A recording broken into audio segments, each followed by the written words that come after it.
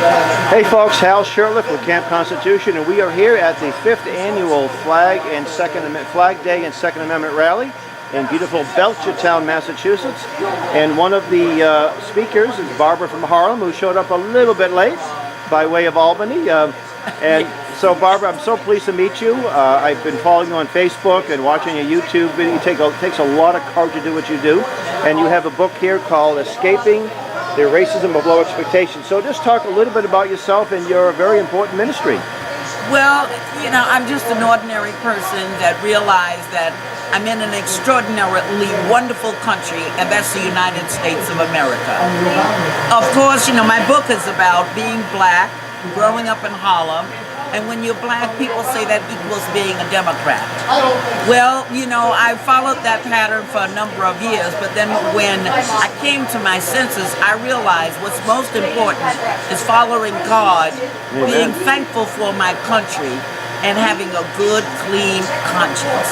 And I can't just vote for people just because of groupthink or loyalty to a party.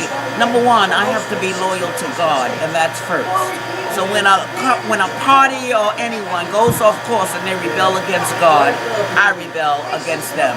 So this book, Escaping the Racism of Low Expectations, explains how there are a group of people in the political arena and also in the media. They have low expectations of people like myself who live in Harlem, was raised in Harlem and born in Harlem. And that is wrong because we are created in the image of a wonderful God. It was interesting. A number of years ago, I hosted a cable TV show, and I had two ladies from the Roxbury section of Boston, which is a lot smaller than Harlem, but you can see the equivalent.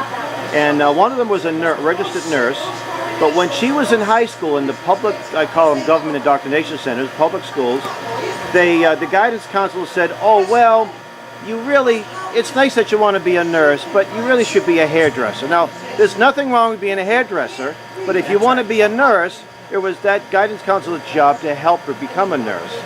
And that same thing is happening all over the country, but I like to think that some of these government projects or plans were started as in experimental laboratories in the inner cities of Boston or in New York and Detroit. And they've had devastating effects. They have helped to destroy the black family and destroy the black community. So how can people get a hold of you if they're interested in learning more about you and your ministry? Well, they can look for me on Facebook, and they can also send me an email at Barbara from Harlem, USA at yahoo.com, and I'd be happy to respond. Thank you so much, and we're hoping that we can get you at camp this year, so God bless you. God bless you also, and may God continue to bless America.